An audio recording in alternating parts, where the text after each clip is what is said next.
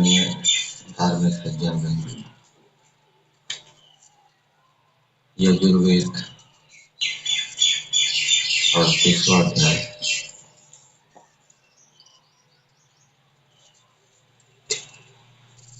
मंत्र संख्या 6 के ऊपर विचार करें। महर्षि दयानंद कृत यजुर्वेद भाष्य में मंत्र है गायत्रम छंदोवसी त्रैष्टुभम छंदोवसी द्यावा पृथ्वीभ्याम त्वा परि गृह्णामि।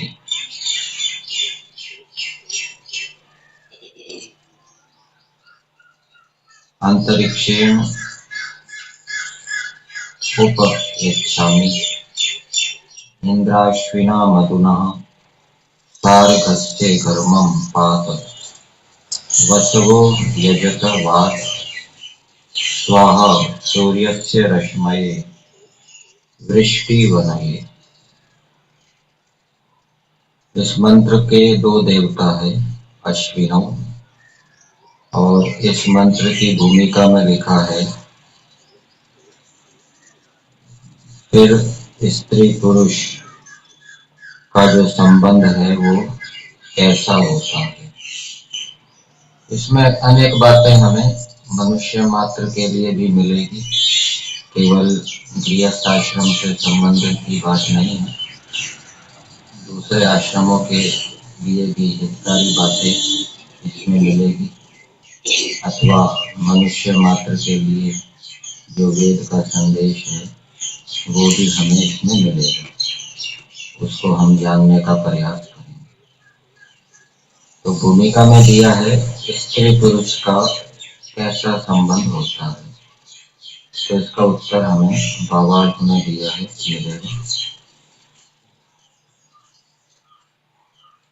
जैसे शब्दों का अर्थों के साथ वाच्य वाचक संबंध होता है। शब्द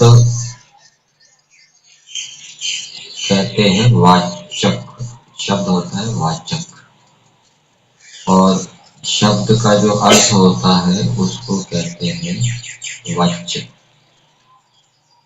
जैसे गाय शब्द है तो ये गाय शब्द वाचक हो गया, और इस गाय शब्द का अर्थ क्या है, 4 टांगों वाला, पूंछ वाला 2 सींगों वाला पशु, ये अर्थ हो गया, इसको कहते हैं वाच्य। तो शब्द का अर्थ के साथ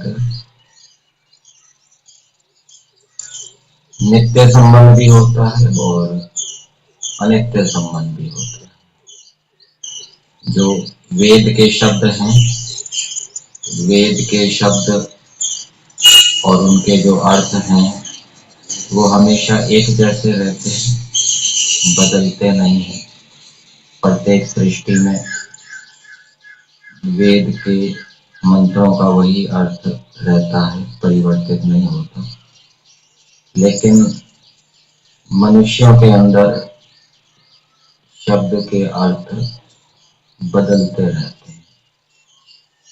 कहीं पर कोई शब्द किसी अर्थ में होता है, कहीं दूसरे प्रदेश में वो दूसरे अर्थ में हो जाता है, लेकिन वहां पर भी वो कुछ लंबे समय तक चलता है। जैसे पेड़ा है, पेड़ा शब्द मिठाई के लिए प्रयुक्त होता है उत्तर प्रदेश की तरफ, और दक्षिण की तरफ जाएंगे तो ये पेड़ा शब्द गोबर के लिए प्रयोग होता है। तो वहां पर भी वो कुछ समय तक, लंबे समय तक रहता है, लेकिन हमेशा नहीं रहता। तो जैसे शब्दों का अर्थों के साथ वाच्य वाचक संबंध होता है, शब्द और अर्थ का संयोग संबंध नहीं होता। जैसे ड्राइवर का गाड़ी के साथ संयोग संबंध होता है। ड्राइवर गाड़ी के अंदर बैठ गया तो ड्राइवर का गाड़ी के साथ संयोग संबंध हो गया। ऐसा शब्द का अर्थ के साथ संयोग संबंध नहीं होता। मतलब कि अर्थ जो है वो शब्द के साथ जुड़ा हुआ नहीं होता। यदि अर्थ शब्द के साथ जुड़ा हुआ हो तो क्या होगा, अग्नि बोलते ही मुंह के अंदर आग आ जाएगी। गाय बोलते ही मुंह के अंदर गाय आ जाएगी। तो ये संयोग संबंध नहीं। फिर आगे बताया सूर्य के साथ पृथ्वी का। सूर्य के साथ पृथ्वी का संबंध रहता है। जैसा किरणों के साथ वर्षा का संबंध है। सूर्य जो है वो पृथ्वी का पालन पोषण करता है, धारण करता है। किरणें वर्षा को देती है, किरणों से वर्षा होती है। यज्ञ के साथ यजमान और ऋत्विक का संबंध होता है। तो यज्ञ होता है, उस यज्ञ को करने वाला कोई यजमान होता है जो धन वगैरह लगाता है, और ऋत्विक होता है जो उस यज्ञ के क्रियाकांडों को करता है, मंत्रों को बोलता है, विधि को करता है। वैसे ही विवाहित स्त्री पुरुषों का संबंध है। जैसे शब्द से अर्थ प्रकाशित होता है, वैसे पति से, पति है तो उससे पत्नी प्रकाशित होती है, पत्नी है तो वो किसी की पत्नी है तो उससे पति प्रकाशित होता है। सूर्य के साथ पृथ्वी का है, तो जैसे स्त्री पुरुष को धारण करती है तो पुरुष भी स्त्री को धारण करे, जैसे सूर्य पृथ्वी को धारण करता है। किरणों के साथ वर्षा का संबंध है। जैसे किरणें वर्षा को उत्पन्न करती हैं, ऐसे ही स्त्री पुरुष भी अनेक उत्पादक पदार्थों को उत्पन्न करके संसार का हित करते हैं। अब मंत्र के शब्दों को पदार्थ के माध्यम से देखेंगे।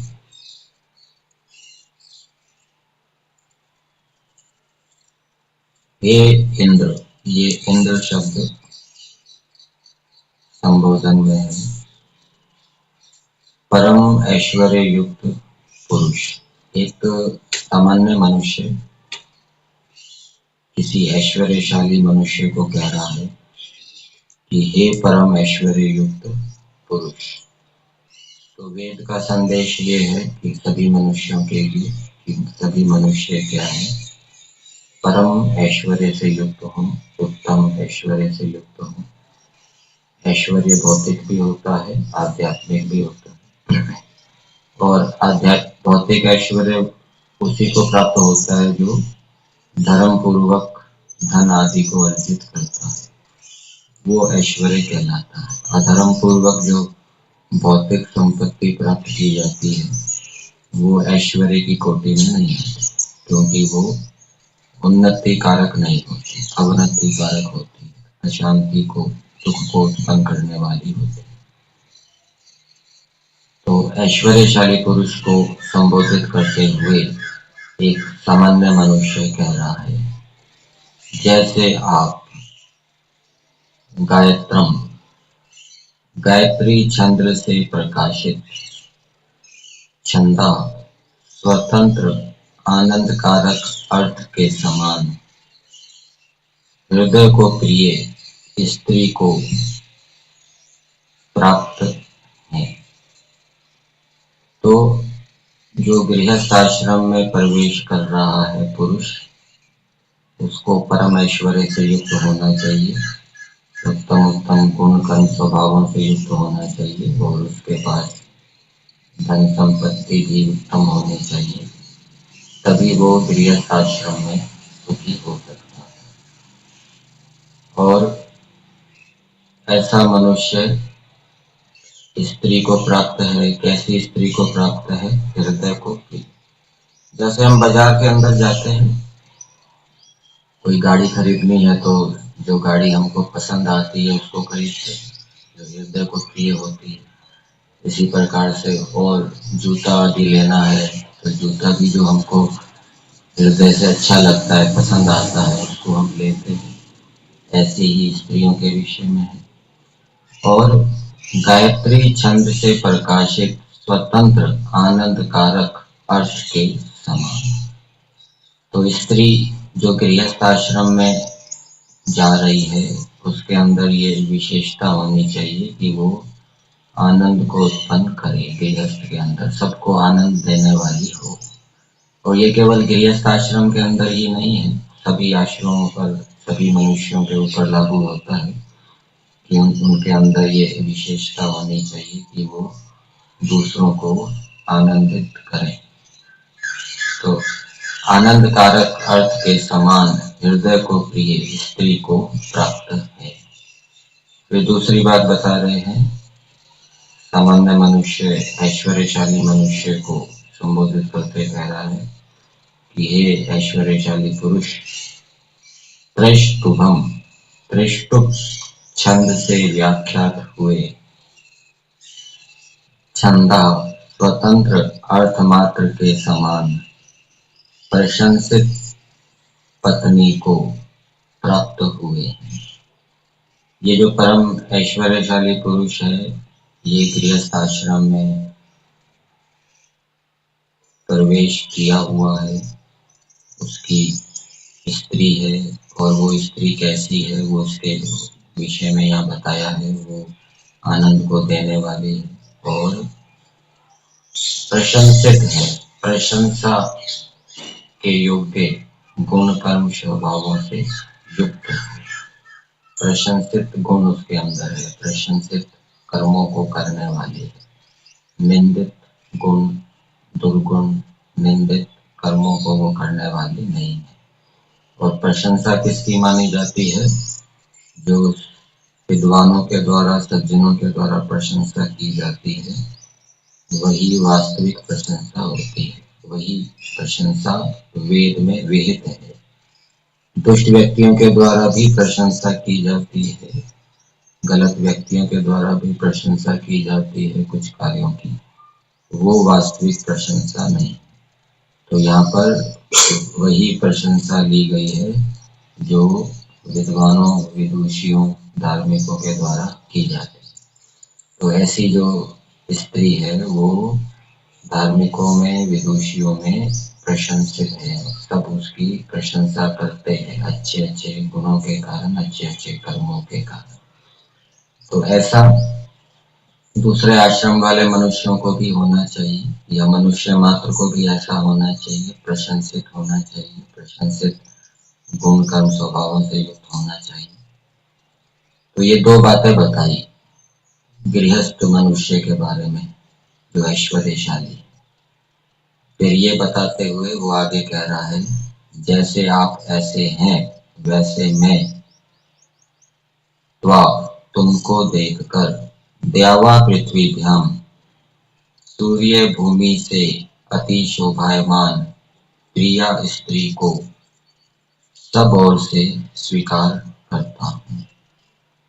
तो इसका अर्थ इस प्रकार से समझना चाहिए, जैसे सूर्य और भूमि शोभायमान है, शोभा से युक्त है, भूमि भी शोभा से युक्त है, उसके अंदर सौंदर्य है, अनेक प्रकार के वन है, वनस्पतियां हैं, नदियां हैं, पहाड़ हैं, सुंदरता से युक्त है। इसी प्रकार से सूर्य है, वो भी शोभा से युक्त है। उदय होता हुआ सूर्य, अस्त होता हुआ सूर्य अच्छा लगता है। इसी प्रकार से मनुष्यों को भी इनसे अधिक शोभा से युक्त होना चाहिए। यहाँ तो गृहस्थ स्त्री के बारे में बताया जा रहा है। पुरुष भी ऐसा हो, पुरुष भी द्युलोक और पृथ्वीलोक से अधिक शोभा से युक्त हो। सभी मनुष्य मात्र द्युलोक और पृथ्वीलोक से अधिक शोभा से युक्त हो। तो ऐसे स्त्री को परिगृणामी, मैं सब ओर से स्वीकार करता हूँ। और फिर आगे दिया है अंतरिक्षेण। अंतरिक्ष का अर्थ यहाँ पर जल किया है। वेद के अंदर अंतरिक्ष का अर्थ जल भी होता है। वैसे अंतरिक्ष का अर्थ दूसरा अर्थ द्यूलोक और पृथ्वीलोक के बीच में जो पोलापन है, खाली स्थान है, उसको भी अंतरिक्ष कहते हैं। तो अंतरिक्षेण हाथ में जल लेकर प्रतिज्ञा कराई हुई।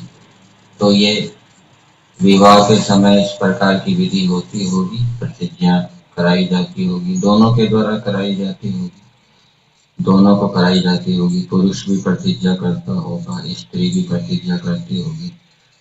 तो हाथ में लेकर प्रतिज्ञा कराई हुई को उपयच्छामि स्त्रीत्व के साथ ग्रहण करता हूँ। तो ये विवाह की विधि का संकेत है कि विवाह के समय दोनों को प्रतिज्ञा करनी चाहिए कि हम कभी एक दूसरे के अप्रिय आचरण नहीं करेंगे। ऐसा दोनों का प्रतिज्ञा संकल्प होना चाहिए। जो व्यभिचार आदि अप्रिय आचरण है हम कभी नहीं करेंगे। इसी प्रकार से दूसरे आश्रमों में भी जो ब्रह्मचर्य आश्रम है वहां पर भी ब्रह्मचारियों को प्रतिज्ञा करनी चाहिए, संकल्प करना चाहिए कि जो ब्रह्मचर्य आश्रम के जो कर्तव्य कर्म है, धर्म है, उनका हम पालन करेंगे।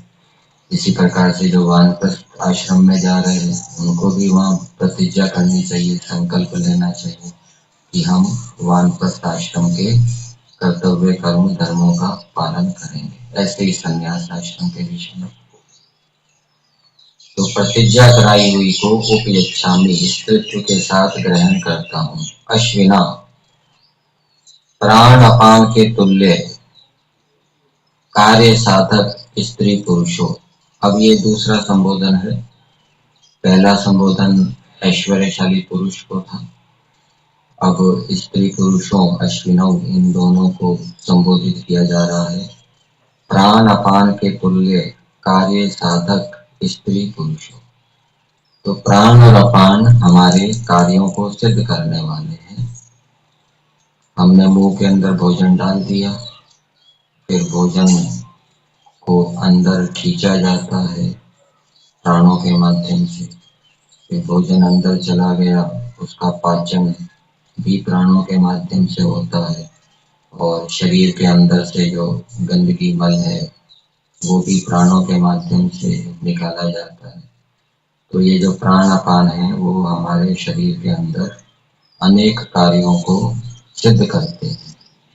वैसे ही मनुष्यों को भी दूसरों के कार्य सिद्ध करने की योग्यता होनी चाहिए, दूसरों के कार्य पूरे करने की योग्यता होनी चाहिए। जैसे प्राण और अपान हमारे कार्यों को सिद्ध करते हैं, ये मनुष्य मात्र के लिए समझना चाहिए। और ये स्त्री पुरुष भी हैं, ये भी परस्पर भी ले सकते हैं और परिवार के भी ले सकते हैं, संबंधियों के भी ले सकते हैं। ये एक दूसरे के कार्यों को सिद्ध करने वालों की योग्यता इनके अंदर होनी चाहिए और परिवार के जो अन्य सदस्य हैं उनके कार्यों को सिद्ध करने की योग्यता भी इनके अंदर होनी चाहिए। तो तुम दोनों भी वैसे ही वर्ता करो। तो जैसे प्राण अपान है वैसे तुम दोनों भी वर्ता करो।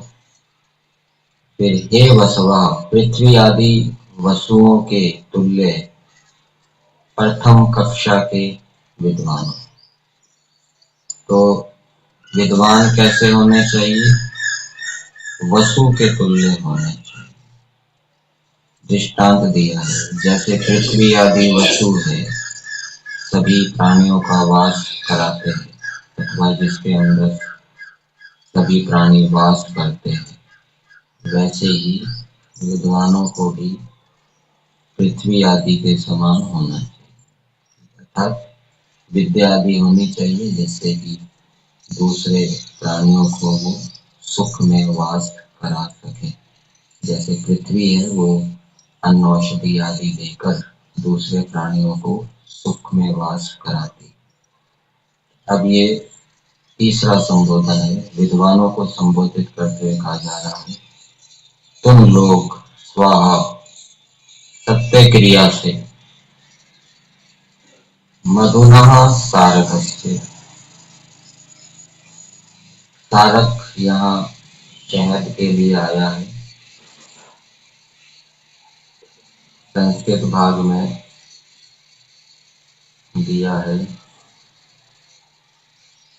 सर्गाभिर मधुमक्षिकाभिर निर्मितस्य। मधुमक्खी है, उसको संस्कृत में सर्गा कहते हैं और मधुमक्षिका भी कहते हैं।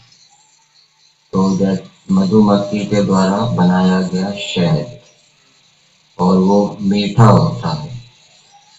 तो तुम लोग सत्य क्रिया से शहद और धर्मम सुख पहुंचाने वाले यज्ञ की रक्षा करो। तो विद्वानों को कहा जा रहा है कि तुम शहद की रक्षा करो और सुख पहुंचाने वाले यज्ञ की रक्षा करो। तो दूसरे प्राणियों को सुख पहुंचाना ये भी यज्ञ है और इस यज्ञ की रक्षा इस यज्ञ के अनुष्ठान करने से होती है। जो इस यज्ञ का अनुष्ठान कर रहा है, सुख पहुंचा रहा है दूसरे प्राणियों को, वो यज्ञ कर रहा है, और जो दूसरे प्राणियों को दुख पहुंचा रहा है वो यज्ञ का नाश कर रहा है। तो ये सभी आश्रम वालों के लिए, मनुष्य मात्र के लिए संदेश समझना चाहिए कि मनुष्य जो है वो यज्ञ की रक्षा करें, दूसरों का सुख पहुंचाना रूप जो यज्ञ है उसकी रक्षा करें, यज्ञ का नाश ना करें। धर्म के विषय में भी ऐसा बताया है, धर्म की रक्षा करें, धर्म का नाश ना करें। जो धर्म की रक्षा करता है धर्म उसकी रक्षा करता है, जो धर्म का नाश करता है धर्म उसका नाश करता है। फिर आगे दिया सूर्य के वृष्टि वनये, वर्षा का विभाग करने वाले। ये वन धातु है, वन संबद्धौ, विभाग करने वाले संशोधक किरण के लिए। तो सूर्य की किरणों की दो विशेषताएं यहाँ पर बताई गई है। एक विशेषता सूर्य की किरणों की ये है कि उसके कारण वर्षा होती है, और दूसरी सूर्य की किरणों की विशेषता ये है कि वो वातावरण को शुद्ध करती है, गंदगी आदि को दूर करती है और अनेक प्रकार के हानिकारक रोगाणुओं कीटाणुओं को भी मारती है। तो ऐसी सूर्य की किरण के लिए वाट अच्छे प्रकार संगत हो, मतलब कि